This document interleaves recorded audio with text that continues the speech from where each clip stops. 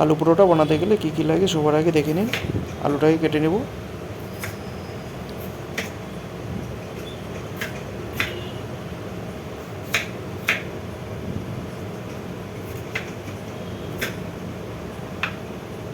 একটা কড়াইয়ে গরম জল বসিয়ে দিয়ে আলুটাকে ছেড়ে দেবো সিদ্ধ করার জন্য।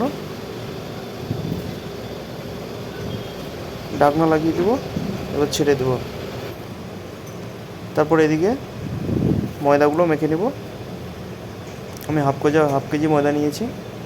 পরিমাণ মতো নুন বা লবণ, পরিমাণ মতো জল দিয়ে দেবো। এবার সুন্দর করে মেখে নেব।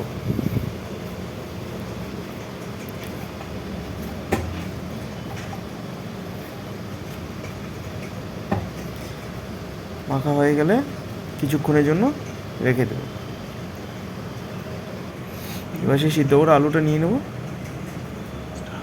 এটা দিয়ে মিক্স করবো।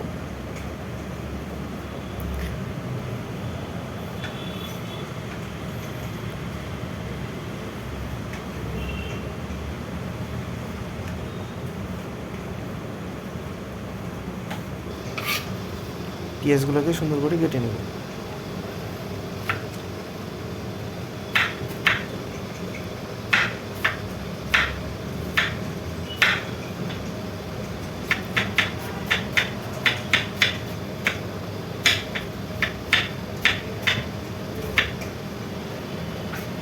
কাটা হয়ে গেলে পরিমাণ মতো পেঁয়াজ দিয়ে দেবো আলু সিদ্ধর মধ্যে।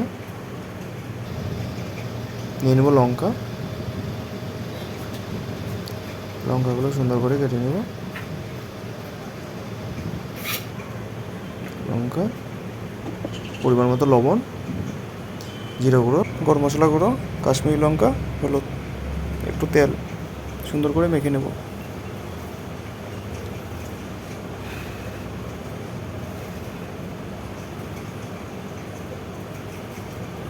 আমার আলুটা খুব গরম ছিল, আপনারা গরম আলুটাকে ঠান্ডা করে নিয়ে মাখবেন। আলুটা মাখা হয়ে গেছে, এবার নেব আটা।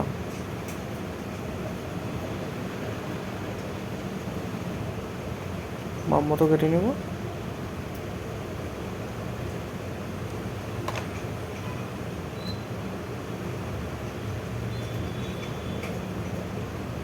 সুন্দর করে গুঁড়ো করে নেব।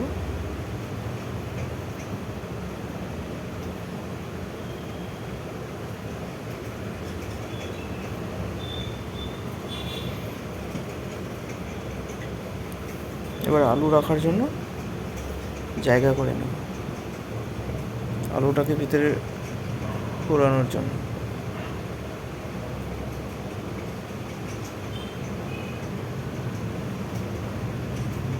আপনারা মাপ মতো করে নেবেন, আলু মাপ মতো দিয়ে দেবেন।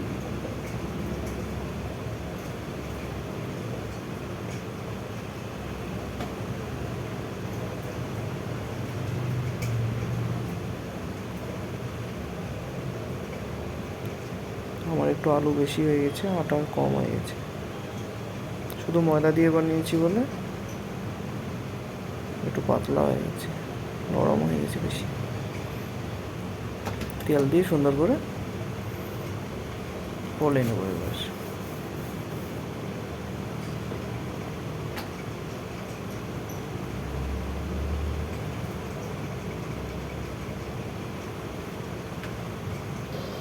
পোলা হয়ে গেলে কড়াইয়ে তেল দিয়ে গরম করে সুন্দর করে ছেড়ে দেবে।